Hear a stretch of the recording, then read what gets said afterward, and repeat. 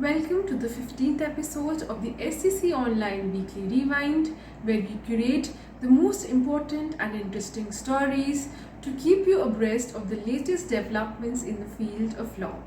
Hi, I'm Nilufer Bhateja, and in this week I have brought highlights of some recent significant updates of the Supreme Court, the High Courts, and the legislation updates. Let us begin with some news of the Supreme Court.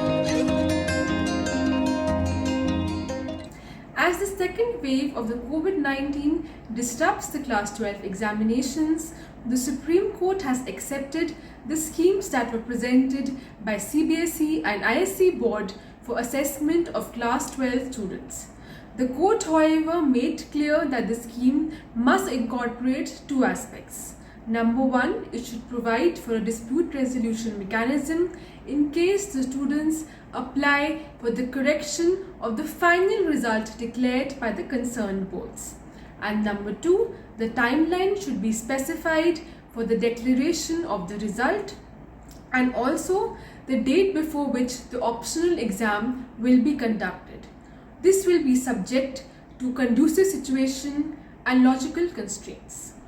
In the 2012 incident wherein two fishermen were killed while fishing off the coast of Kerala and after allegedly by two Italian military naval officials fired at them from a passing ship, the Supreme Court has closed all the proceedings against the Marines in India, including the criminal proceedings in exercise of powers under Article 142 of the Constitution of India. The decision came after the Republic of Italy deposited rupees 10 crores based on an arbitral award, and the state of Kerala, the owner of the boat, as well as the heirs of the deceased, agreed to accept the award. In a case relating to confiscation of large quantity of yellow peas imported from China, the Supreme Court has held that the goods in question are to be held liable to absolute confiscation, but with the relaxation of allowing re-export on payment of the necessary redemption fine and subject to the importer discharging the other statutory obligations.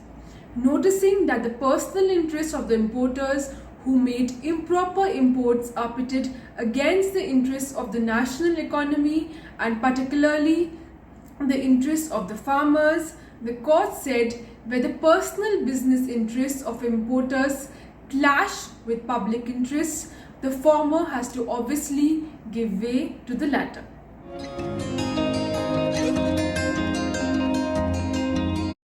In a matter concerning child pornography, the Madras High Court has noted that though child pornography warrants firm approach, but cases wherein a person is a one-time consumer will be distinguished from those who transmit or propagate or display or distribute the same in the digital domain. In this case, the petitioner had sought anticipatory bail as he had browsed, downloaded and transmitted child pornographic material. Natasha Narwal, Devangana Kalita and Asif Iqbal Tanha have been granted bail by the Delhi High Court. They were booked under the provisions of the Unlawful Activities Prevention Act 1967 following investigation in their role in Delhi riots amidst the then ongoing anti-CAA protests. Kerala High Court, while issuing guidelines to be followed before acting upon the pleading of guilt by an accused, held that a monosyllabic yes cannot amount to pleading guilty and observed that the term pleading guilty should require a positive and informed act of admitting all the elements of the offence. Mere lip service or a monosyllabic yes in reply to a pointed question by the court cannot under any circumstances be equated or accepted as the pleading of guilt by the accused.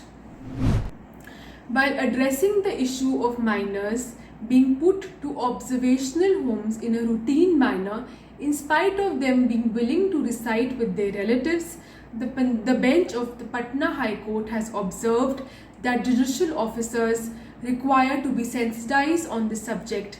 Otherwise, similar examples will keep on coming before this court.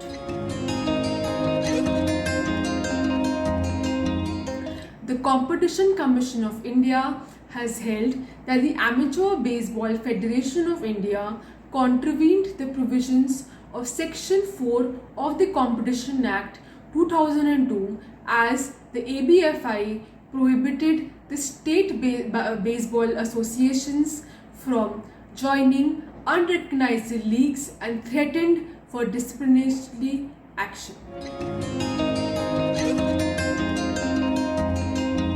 In a long-fought battle against Facebook, the Belgium Data Protection Authority has secured a major win. The decision of the Grand Chamber made Facebook and other tech companies vulnerable to potential sanctions in the European Union after the court authorized the supervisory authority of a member state to lift the one-stop shop veil.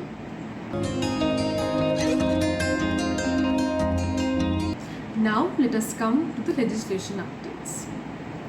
The Ministry of Environment, Forest and Climate Change has issued the Environment Protection Amendment Rules of 2021 to further amend the Environment Protection Rules of 1986 and modify Rule 53D, which specifies the time duration for central government to consider objections and impose restrictions and prohibitions.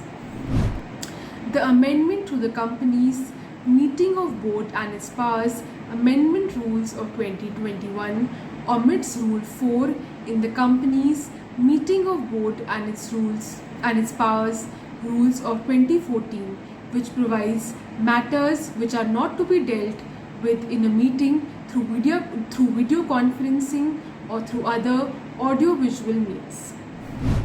The Indian Medicine Central Council Act of 1970 has been repealed in pursuance of the provisions of Section 58 Clause 1 of the National Commission of the Indian System of Medicine Act 2020 with effect from June 11. With effect from the said date, the Central Council of Indian Medicine constituted shall stand dissolved and the Board of Governors appointed under Rule 3A of the said Act shall vacate their office. The Central Board of Indirect Taxes and Customs by notification number 24 of 2021 dated 1st June has extended the due date of compliance which falls during the period from 15th April to 26th June 2021. Last but not the least, EBC has released 2 books this week. The first is the Consumer Protection Act, a commentary, which is a comprehensive textbook on the new Consumer Protection Act by G.B. Reddy and Baklekar Akash Kumar.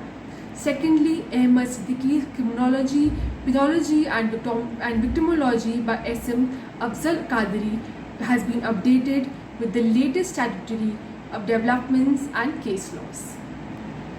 Thank you for watching. Stay tuned for more updates in next week's weekly updates.